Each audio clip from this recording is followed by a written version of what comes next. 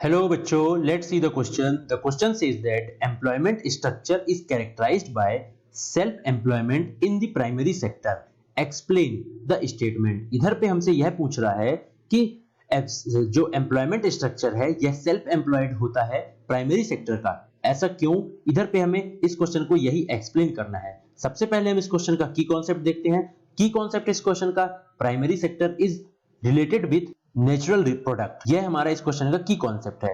अब हम देखते हैं इस क्वेश्चन का करेक्ट आंसर। तो इस क्वेश्चन का जो करेक्ट आंसर है वह है in the agriculture sector the employment structure is characterized by self employment. मतलब इधर पे हमें यह बता रहा है कि प्राइमरी सेक्टर के अंडर पे एग्रीकल्चर आता है, एग्रीकल्चर को सेल्फ एम्प्लॉयड किया जाता है। मतलब जैसा कि मैं आपको बता दूं, अगर मान लीजिए मेरे घर पे खेती है तो एग्रीकल्चर ऐसी चीज है कि यह तो सबसे पहले प्राइमरी सेक्टर के अंडर पे आती है। क्यों? क्योंकि यह नेचुरल प्रोडक्ट है और सारे नेचुरल प्रोडक्ट प्राइमरी सेक्टर के अंडर पे ही आते हैं। तो एग्रीकल्चर जो है सेल्फ एम्प्लॉयड स्ट्रक्चर है। क्यों?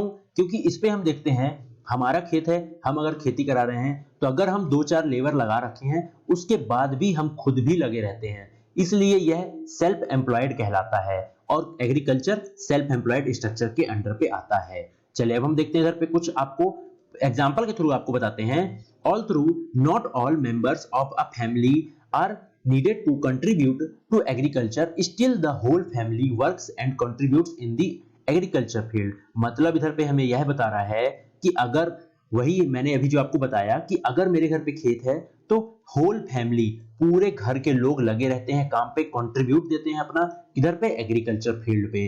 तो इधर पे हमें यही बता रहा है कि एग्रीकल्चर जो है यह एक प्राइमरी सेक्टर के अंडर पे आता है। सबसे पहले ये तो हमें पता चल गया इधर से। और दूसरा चीज यह है कि हमने जैसा कि इधर पे देखा प्राइमरी सेक्टर के अंडर पे आता है और एग्रीकल्चर जो है यह सेल्फ एम्प्लॉयड इधर पे स्ट्रक्चर के अंडर पे काम करता है। I hope you understand it well. Best of luck.